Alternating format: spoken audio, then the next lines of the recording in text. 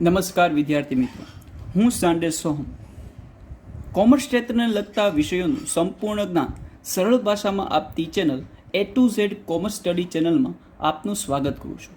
મિત્રો, આજના વિડીયો લેક્ચરમાં આપણે ખૂબ જ મહત્ત્વનો એવો સબ્જેક્ટ ભણવાનો છે કે જેનું નામ છે કોસ્ટ એકાઉન્ટિંગ. TY BCom અથવા તો BCom સેમેસ્ટર 5માં આવતો આ સબ્જેક્ટ છે. કોસ્ટ એકાઉન્ટિંગ એવો સબ્જેક્ટ તમારી માટે રહેશે કે જે તમે FY કે SYમાં આજ સુધી ભણેલા નથી. તો કોસ્ટ એકાઉન્ટિંગ નવો સબ્જેક્ટ છે એટલે આપણે આજના પહેલા લેક્ચરમાં કોસ્ટ એકાઉન્ટિંગ વિશે માહિતી મેળવી. કોસ્ટ એકાઉન્ટિંગ જ્યારે તમારે ભણવાનું થશે ત્યારે અમુક વર્ડ, અમુક ખ્યાલો તમારા મગજમાં ક્લિયર હોવા જરૂરી છે. જેમ કે 3 વર્ડ એવા છે કે જેનો તમને ખ્યાલ હોવો જોઈએ, જેનો તમારે વારંવાર ઉપયોગ કરવાનો થશે, જે છે કોસ્ટ, કોસ્ટિંગ અને કોસ્ટ એકાઉન્ટિંગ. બરાબર છે? કોસ્ટ, કોસ્ટિંગ અને કોસ્ટ એકાઉન્ટિંગ. હવે આનો પ્યોર ગુજરાતી કરતાં પહેલાં આપણે બધાના મિનિંગ જોઈએ. તો કોસ્ટ પેલું જે છે, તો કોસ્ટનો આપણે સાદો અર્થ કરવો હોય તો કહી શકાય કે પડતર, જે બધાને ખબર છે. બરાબર છે? તો પડતર જે છે એ શા માટે જરૂરી છે? કોઈ પણ ધંધા ઉદ્યોગ શરૂ કરવા માટે પડતર એ ખૂબ જ મહત્ત્વનો ભાગ ભજવે છે. પડતરની આધારે ઘણા બધા નિર્ણયો કોઈ પણ ધંધામાં લેવાના હોય છે. તો પહેલાં આપણે પડતર જે છે તેની વિશે થોડીક માહિતી મેળવી. પડતરની જે છે આપણે સાદી અર્થ કેવો હોય તો કે કોઈ પણ વસ્તુ કે સેવાનું ઉત્પાદન કરવા માટે જે કાંઈ બી ખર્ચ થતો હોય તેના કુલ સરવાળાને, કુલ રકમને શું કહેશું? તો કે આપણે પડતર કહી શકાય છે. કોઈ વસ્તુ આપણે મેળવીએ છીએ, કોઈ સેવા આપણે મેળવીએ છીએ, તો એ સેવાનું કુલ ખર્ચ જે થશે એને આપણે પડતર તરીકે ગણાવી શકાય. મિત્રો, મારા હાથમાં આ પેન છે. હવે ધારો કે હું વિચારું છું કે મારે આની જેવી જ એક પેન બનાવવી છે. બરાબર છે? તો હવે મારે રિસર્ચ કરવું પડશે કે કુલ કેટલા ખર્ચા થશે. તો હવે આવી પેન જો મારે બનાવવી હોય તો સૌથી પહેલો જે ખર્ચ કે જેની વિશે મારે વિચારવું પડશે શું કહી શકાય? તો કે ભાઈ માલ સામાન. માલ સામાન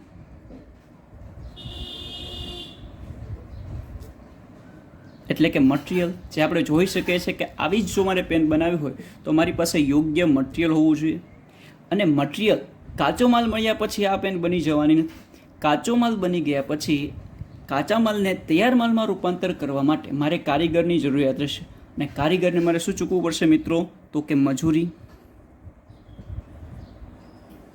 કારીગરને મારે મિત્રો મજૂરી ચૂકવવી પડશે. અને મુખ્ય ખર્ચા આ બેમાં જ થવાના છે. કોઈ પણ વસ્તુ બનાવવી હોય, માલ સામાન અને મજૂરી એ ખૂબ જ મહત્ત્વના ખર્ચા છે. અને બીજા જે ખર્ચા છે એનું કહી દો. ધારો કે અન્ય ખર્ચા. અન્ય ખર્ચા. બરાબર છે? હવે ધારો કે હું મારી કંપનીનું નામ એ રાખું છું.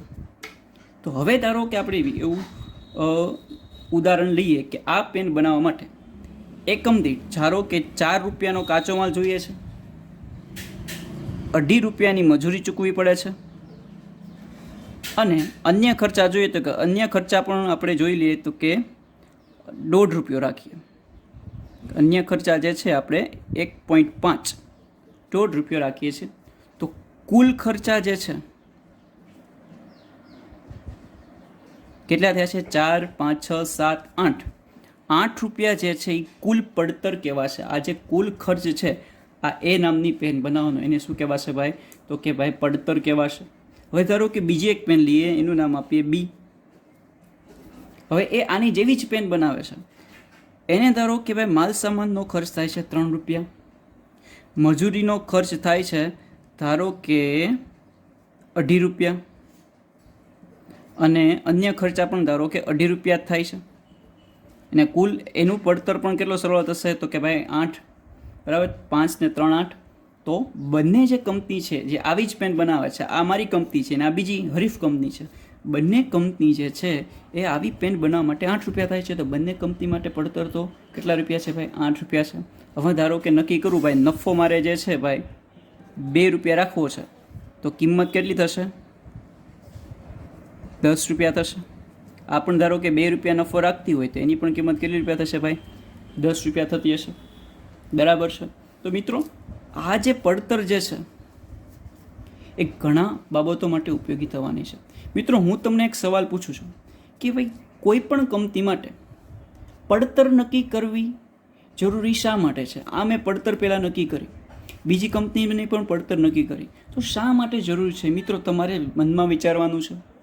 જેટલા પણ વિદ્યાર્થી મિત્રો આ વિડીયો જોવે છે તેણે ઘણા કારણો વિચાર્યા હશે કે ભાઈ પડતર જે છે ઘણા બધા કારણો માટે કોઈ પણ કંપની મેળવતી હોય છે, પરંતુ એક કારણ તમારા મનમાં આવ્યું જશે. શું? તો કે ભાઈ કિંમત નક્કી કરવા માટે. વસ્તુની કિંમત નક્કી કરવા માટે જે તે વસ્તુની પડતર નક્કી કરવી ખૂબ જ જરૂરી છે. પડતર નક્કી કર્યા પછી જ તમે વસ્તુની કિંમત નક્કી કરી શકો છો. બરાબર છે? આ જે રીઝન છે બધાના મગજમાં આવી જશે. પરંતુ મિત્રો હવે હું તમને બીજો સવાલ પૂછું, શું પડતર નક્કી થઈ જવાથી તમે વસ્તુની કિંમત નક્કી કરી શકશો? ફરી વખત રિપીટ કરું છું કે શું પડતર નક્કી થઈ જવાથી તમે વસ્તુની કિંમત નક્કી કરી શકો છો? બરાબર છે? આ સવાલનો જવાબ તમારે વિચારવાનો રહ્યો. હકીકત એ છે કે તમે પડતર નક્કી કર્યા પછી પણ વસ્તુની કિંમત નક્કી કરી શકવાના નથી. શા માટે? કારણ કે તમે એકલા નથી કે જે આવી પેન બનાવી છો. તમારી પહેલાં પણ ઘણા બધા એવા કોમ્પિટિટર છે, હરીફો જે છે જે આવી જ પેન બનાવે છે અને 10 રૂપિયામાં જ બનાવે છે. હવે જો તમારે આવી જ પેન બનાવવી છે, આ જ ક્વોલિટીની ગુણવત્તાવાળી પેન બનાવી છે, તો તમારે વસ્તુની કિંમત કેટલી રાખવી પડશે કે જે કિંમત હરીફોની છે.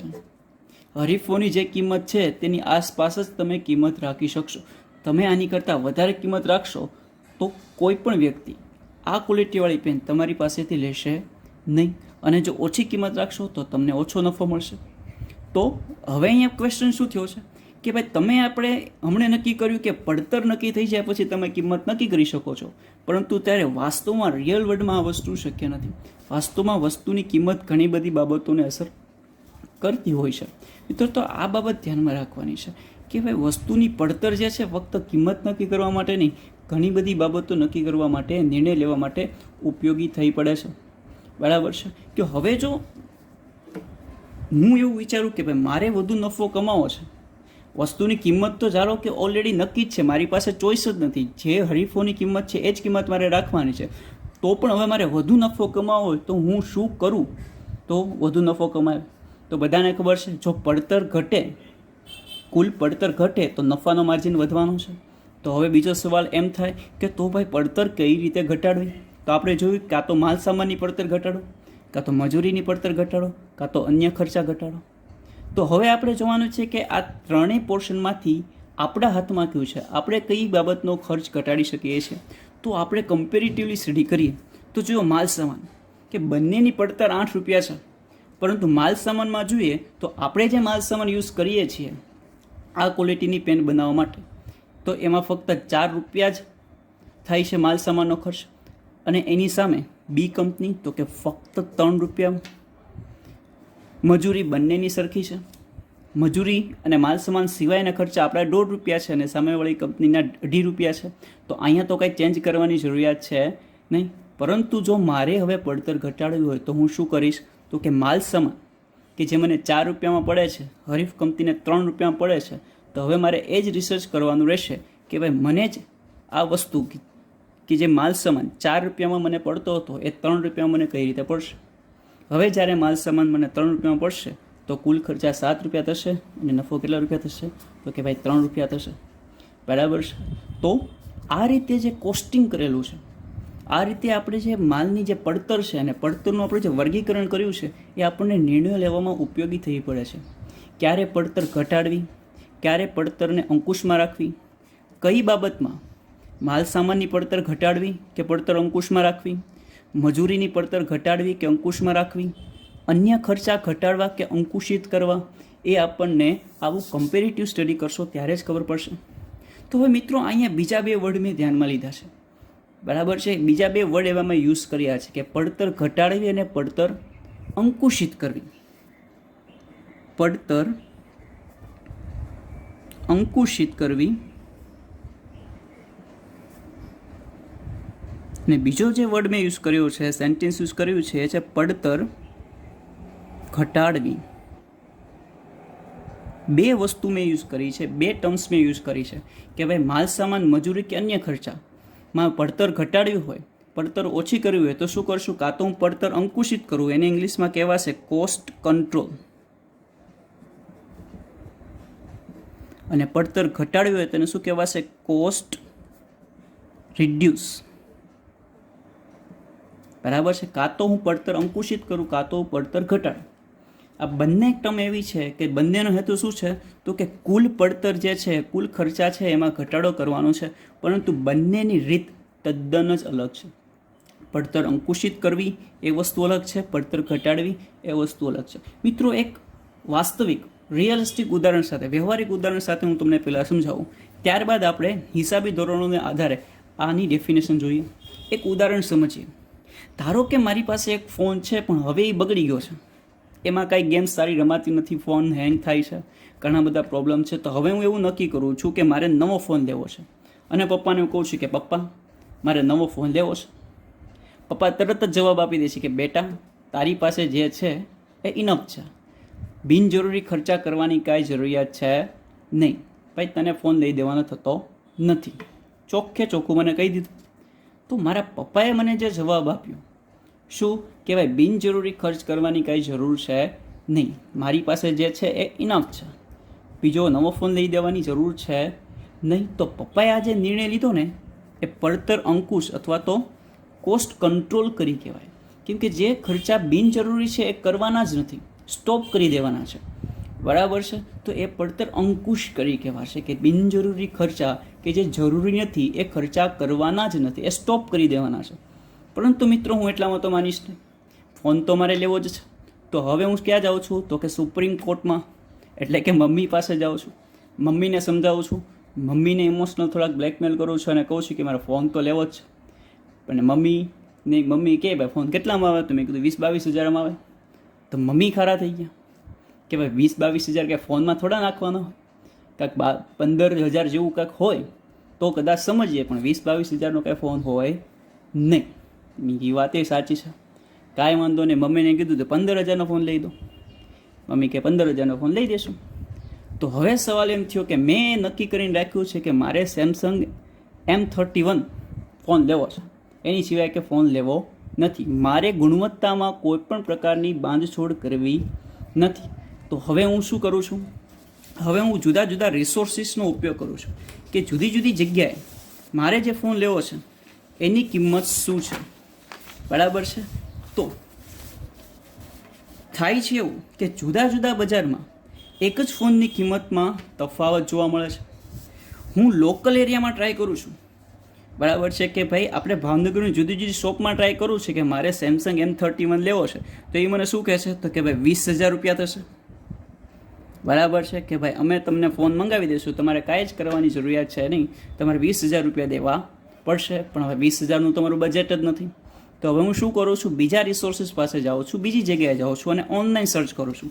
તો હવે મેં ફ્લિપકાર્ટમાં જોયું, તો ફ્લિપકાર્ટમાં આ જ ફોન મને 18,980 રૂપિયામાં પડે છે. 18,980 એટલે ભાઈ 1,000 રૂપિયા પ્રાઇસ ઘટી ગઈ. ફોન તો એ જ છે, સેમસંગ ગેલેક્સી M31. બરાબર છે. પરંતુ હજી પણ આ પૈસા શું છે ભાઈ? વધારે છે. મારે 15,000 સુધીનું જ બજેટ છે અને ફોનમાં મારે કાંઈ છેડછાણી કરવી નથી, ફોન તો મારે આ જ લેવો છે. તો હજી મેં શું કર્યું? હું એમેઝોનમાં ગયો. એમેઝોનમાં આ જ ફોનની પ્રાઇસ શું છે? તો કે 16,498 રૂપિયા છે. ફોન સેમ છે, પરંતુ લોકલ એરિયામાં મને 20,000માં પડે છે, ફ્લિપકાર્ટમાં મને 18,980માં પડે છે અને એમેઝોનમાં આ જ ફોન મને 16,998માં પડે છે. મારા બજેટ કરતાં ખાલી 1,500 રૂપિયા જ વધારે છે. બરાબર છે. પરંતુ મારે અલગ જુઓ. બરાબર છે કે SBI કાર્ડ થ્રુ જો હું પેમેન્ટ કરું તો મને 1,500 રૂપિયાનું ઇન્સ્ટન્ટ ડિસ્કાઉન્ટ મળશે. શું કીધું છે? કે ભાઈ 1,500 રૂપિયાનું મને ઇન્સ્ટન્ટ ડિસ્કાઉન્ટ મળશે 10% લેખે. તો ભાઈ જલસા થઈ ગયા. 16,498નો ફોન છે, 10% ડિસ્કાઉન્ટ લેખે મેક્સિમમ કેટલું? 1,500 રૂપિયા મને ડિસ્કાઉન્ટ મળશે. તો હવે આ જે ફોન છે એ મને હવે 1,500 રૂપિયામાં મળી શકે છે. જો મેં શું કર્યું છે? ક્વોલિટીમાં મેં કોઈ પણ છેડછાણી કરી નથી, ક્વોલિટીમાં મેં થોડુંક પણ એડજસ્ટમેન્ટ નથી કર્યું. મારે નક્કી છે કે મારે સેમસંગ ગેલેક્સી M31 જ લેવો છે. લોકલમાં 20,000માં મળે છે, ફ્લિપકાર્ટમાં 18,980માં. અને ભાઈ લક સારા છે મારા, તો આ જ ફોન એમેઝોનમાં 16,998 અને ડિસ્કાઉન્ટ બાદ કરીને 15,000 જે મારા બજેટમાં છે. તો આ જે વસ્તુ મેં જે કરીને શું? તો કે મેં ક્વોલિટીમાં કાંઈ પણ એડજસ્ટમેન્ટ નથી કર્યું, પણ મારે જે ક્વોલિટીની વસ્તુ જોતી છે એના જુદા જુદા રિસોર્સિસ સર્ચ કરીને મને જે સારી ગુણવત્તાવાળી વસ્તુ ઓછી કિંમતમાં ક્યાં મળે છે એનું મેં રિસર્ચ કર્યું. તો આ જે મેં કમ્પ્લીટલી પ્રોસેસ કરી છે એ શું કહેવાશે તો કે કોસ્ટ રિડ્યુસિંગ, પડતર ઘટાડો.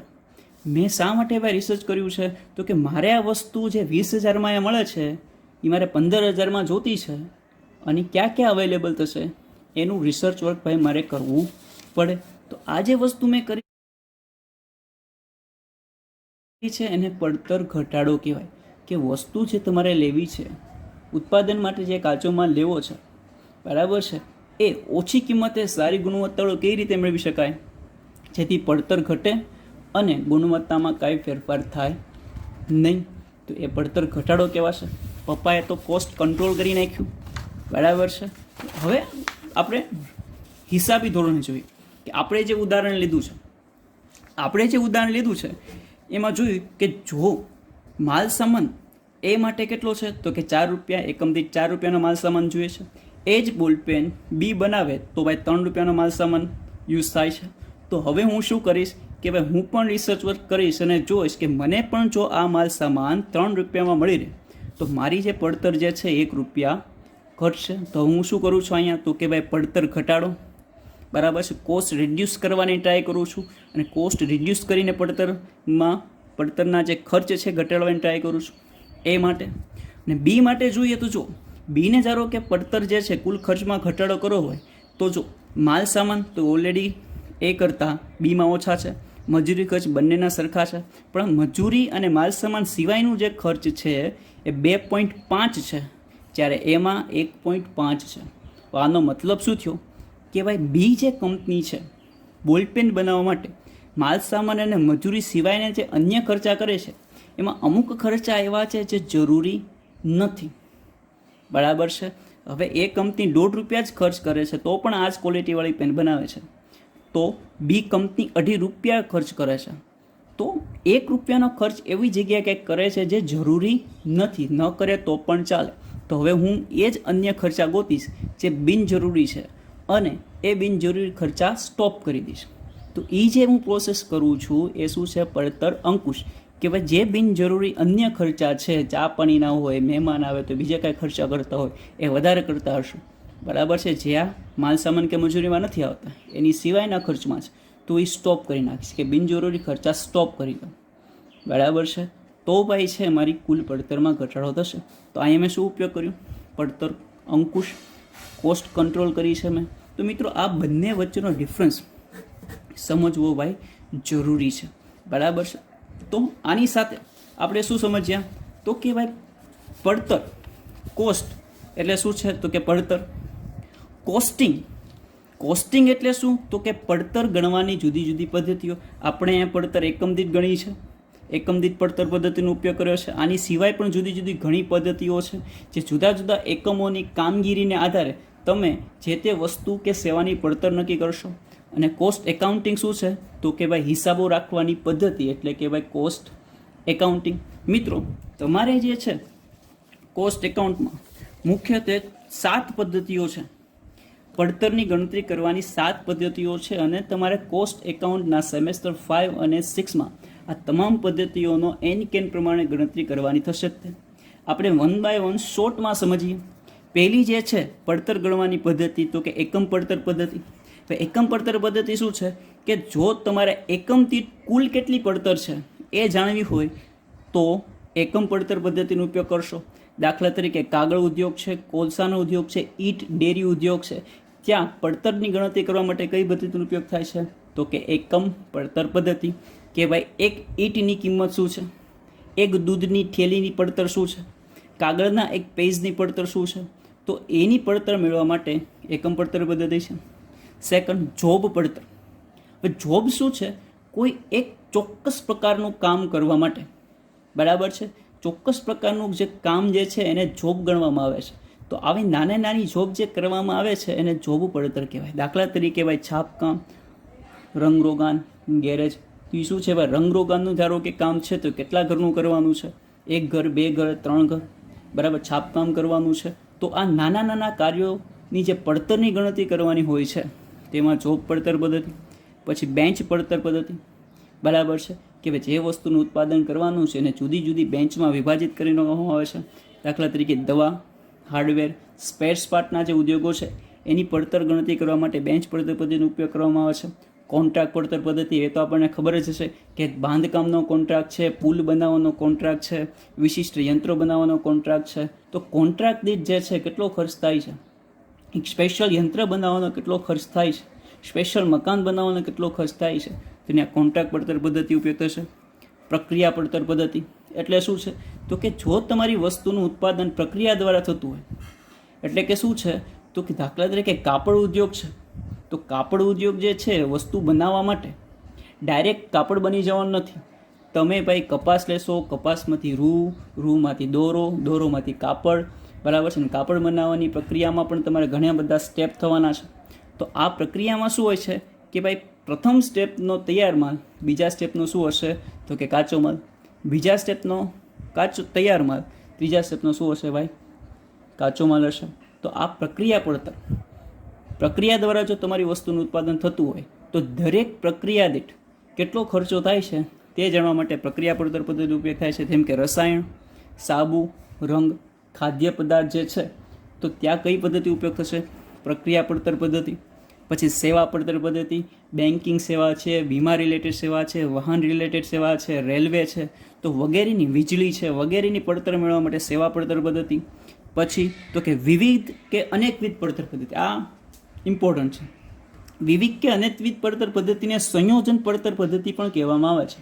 શા માટે તો કે ઘણા ઉદ્યોગ એવા હોય છે કે એમાં કોઈ પણ એક પદ્ધતિનો ઉપયોગ કરીને તમે કુલ પડતર મેળવી શકશો નહીં, તમારે એક કરતાં વધુ પદ્ધતિનો ઉપયોગ કરવો પડશે. તેથી જેનું વિવિધ કે અનેકવિધ પડતર પદ્ધતિનું નામ આપ્યું છે. જેમ કે મોટર કાર છે, તો મોટર કાર બનાવવા માટે એન્જિનની જરૂર પડશે, મટિરિયલની જરૂર પડશે, સ્પેર્સ પાર્ટની જરૂર પડશે, બરાબર છે. તો મોટર કાર બનાવવા માટેના જે સ્પેર્સ પાર્ટ, એન્જિન, એનું જે પડતર નક્કી કરવા માટે જોબ પડતર પદ્ધતિનો ઉપયોગ થાય. અને મોટર કાર જે છે તો એક મોટર કાર બનાવવા માટે કુલ કેટલું ખર્ચો થાય છે તો એ જોવા માટે એકમ પડતર પદ્ધતિનો ઉપયોગ થવાનો છે. તો અહીંયા શું છે, એક કરતાં વધુ પડતર પદ્ધતિનો ઉપયોગ થશે. તો જ્યારે એક કરતાં વધુ પડતર પદ્ધતિનો ઉપયોગ થાય તો એને વિવિધ કે અનેકવિધ અથવા તો સંયોજન પડતર પદ્ધતિ કહી શકાય. મિત્રો, આ બધી પદ્ધતિ તમારે ડિટેલમાં ભણવાની થવાની છે. તો કોસ્ટની ગણતરી કરવાની જે પદ્ધતિ છે, પડતર ગણવાની પદ્ધતિ, એટલે શું કહેવાય ભાઈ, કોસ્ટિંગ, બરાબર છે. બીજું જે છે કોસ્ટના મૂળભૂત તત્વો. મિત્રો, યાદ રાખવાનું છે કોસ્ટના મુખ્ય જે છે બે તત્વો છે, પ્રત્યક્ષ ખર્ચા અને પરોક્ષ ખર્ચા, જે ખૂબ જ સિમ્પલ છે. પ્રત્યક્ષ ખર્ચા એટલે શું છે, જે ખર્ચ ઉત્પાદન સાથે પ્રત્યક્ષ રીતે સંકળાયેલા છે ને શું કહેવાય, પ્રત્યક્ષ ખર્ચા. દાખલા તરીકે માલસામાન, વસ્તુનું ઉત્પાદન કરવા માટે જે માલસામાન યુઝ થાય છે એને શું કહેવાય, પ્રત્યક્ષ ખર્ચા. કાચો માલ જે છે એને તૈયાર માલમાં કન્વર્ટ કરવા માટે મજૂર લોકો પ્રત્યક્ષ રીતે ઉત્પાદનનું કાર્ય કરે છે અને મજૂરી મેળવે છે. તે મજૂરી જે છે પ્રત્યક્ષ મજૂરી, બરાબર છે ને શું કહેવાશે ભાઈ, પ્રત્યક્ષ ખર્ચ. ના સિવાયના જે ખર્ચા જે ઉત્પાદન સાથે પ્રત્યક્ષ રીતે સંકળાયેલા છે એને પ્રત્યક્ષ ખર્ચા ભાઈ મિત્રો કહેવાશે. અને જે ખર્ચા ઉત્પાદન સાથે સંકળાયેલા નથી, બરાબર છે, ઉત્પાદન પ્રક્રિયા સાથે સંકળાયેલા નથી, એને શું કહેવાશે, પરોક્ષ ખર્ચા, બરાબર છે. દાખલા તરીકે મજૂર વર્ગ છે, મજૂર વર્ગ એ વસ્તુ, ધારો કે આપણે પેનની જ વાત કરીએ, આ ફ્લેરની પેન છે, બરાબર છે. તો ફ્લેરની પેન બનાવવા માટે ઘણા બધા મજૂર લોકો કાર્ય કરતા હશે, એને દરરોજનું વેતન આપવામાં આવતું હશે. તો જે મજૂર દરરોજ આ પેનનું ઉત્પાદન કરવા માટે સાથે સંકળાયેલો છે એને જે મજૂરી ચૂકવાય છે એ શું કહેવાશે ભાઈ, પ્રત્યક્ષ ખર્ચા કહેવાશે. પરંતુ આ જે પેન બનાવવા માટે ઢાંકણું જોશે, રિફિલ જોશે, આ પેન મટીરિયલ બનાવવું પડશે. તો હવે શું કરું છું ભાઈ, એક સુપરવાઇઝર રાખવું પડે છે કે ભાઈ ટાઈમે ઢાંકણું બની જાય, ટાઈમે ભાઈ રિફિલ બની જાય અને ત્રણેય વસ્તુ જે છે એનું વ્યવસ્થિત એસેમ્બલિંગ થઈ જાય. એ વ્યવસ્થિત થાય એનું નિરીક્ષણ કરવા માટે શું રાખવામાં, એક સુપરવાઇઝર રાખવામાં આવે છે. સુપરવાઇઝરની ઉપર એક મેનેજર રાખવામાં આવે છે અને એની ઉપર એક મેનેજિંગ ડિરેક્ટર હોય છે. તો મેનેજિંગ ડિરેક્ટર છે, સુપરવાઇઝર છે, એ ઉત્પાદનના કાર્ય સાથે પ્રત્યક્ષ રીતે સંકળાયેલા નથી હોતા, પરંતુ કારખાનાના તમામ કાર્યો પર એ નિરીક્ષણનું કાર્ય રાખે છે, આયોજનનું કાર્ય કરે છે. તો એક ઉત્પાદનના કાર્ય સાથે પ્રત્યક્ષ રીતે સંકળાયેલા નથી, પરંતુ પરોક્ષ રીતે સંકળાયેલા છે. તો મેનેજિંગ ડિરેક્ટરનો પગાર છે, સુપરવાઇઝરનો પગાર છે, તો એ શું કહેવાશે ભાઈ? પરોક્ષ ખર્ચા કહેવાશે. પરોક્ષ ખર્ચા પાછા 3 છે. કારખાના પરોક્ષ ખર્ચા, બરાબર. સુપરવાઇઝર જે ખર્ચ છે એ કારખાના પરોક્ષ ખર્ચમાં આવે. વહીવટી પરોક્ષ ખર્ચ, બરાબર છે. ધારો કે કારખાનામાં કારખાનાનું કાર્ય થતું, પણ વહીવટી કાર્ય ઓફિસમાં થતું હોય, તો ઓફિસ ભાડું જે છે, ઓફિસ ભાડું, તો ઓફિસ ભાડું જે છે કારખાના રિલેટેડ નથી, એટલે શું કહેવાશે ભાઈ? પરોક્ષ ખર્ચા કહેવાશે. વહીવટી પરોક્ષ ખર્ચ કહેવાશે. વેચાણ વિતરણ ખર્ચા, જેમ કે જાહેરાત ખર્ચ છે, સેલ્સમેનનું કમિશન છે, તો એ કારખાના રિલેટેડ ઉત્પાદન સાથે સંકળાયેલા નથી, ઉત્પાદન સિવાયના ખર્ચા છે, એટલે પરોક્ષ ખર્ચા કહેવાશે. અને વેચાણ વિતરણ પરોક્ષ ખર્ચ કહેવાશે. મિત્રો, આ કોન્સેપ્ટ સમજવો જરૂરી છે, બરાબર, ખૂબ જ જરૂરી છે. જે આગળના દાખલા ગણવા માટે આ કોન્સેપ્ટ જરૂરી છે કે કયા ખર્ચ પ્રત્યક્ષ છે, કયા ખર્ચ પરોક્ષ છે, બરાબર, કઈ પદ્ધતિથી આપણે દાખલો ગણવાનો છે. તો મિત્રો, આજના લેક્ચરમાં આપણે શું સમજ્યા કે કોસ્ટ શું છે, કોસ્ટિંગ શું છે, કોસ્ટ એકાઉન્ટિંગ શું છે, કોસ્ટ ગણવાની એટલે કે પડતર ગણવાની પદ્ધતિઓ, કોસ્ટના મૂળભૂત તત્વો તથા અમુક જે ટર્મ્સ છે જેમ કે પડતર અંકુશ અને પડતર ઘટાડો શું છે એ આપણે ડિટેલમાં સમજ્યા છીએ. મિત્રો, એટલી બાબતો સમજ્યા પછી તમે પડતરના હિસાબોની જે પદ્ધતિઓ અથવા તો કોસ્ટ એકાઉન્ટિંગનો જે સબ્જેક્ટ છે એના જુદા જુદા યુનિટ સરળતાથી સમજી શકશો. મિત્રો, આ નવો સબ્જેક્ટ છે, તો આ સબ્જેક્ટ શું છે, એનું શું ઇમ્પોર્ટન્સ છે એ જાણવું જરૂરી છે, તો તમને આ સબ્જેક્ટ ભણવામાં વધુ ઇન્ટરેસ્ટ રહેવાનો છે. તો મિત્રો, મેં મારી તરફથી પૂરેપૂરી એવી ટ્રાય કરી છે કે પડતર એકાઉન્ટ એટલે કે કોસ્ટ એકાઉન્ટિંગ તમને ટૂંકમાં સમજાવી શકાય. બાકી કોસ્ટ એકાઉન્ટિંગ તો દરિયો છે, બધું એકસાથે સમજાવી શકાશે નહીં, પરંતુ જેટલી વસ્તુ જરૂરી છે, જે બેઝિક વસ્તુ કે જે તમને ખબર હોવી જોઈએ, એ મેં તમને ટૂંકમાં સમજાવવાનો પ્રયત્ન કર્યો છે. તો હવે નેક્સ્ટ લેક્ચરમાં કોસ્ટ એકાઉન્ટિંગનું જ કોઈ એક યુનિટની આપણે શરૂઆત કરીશું.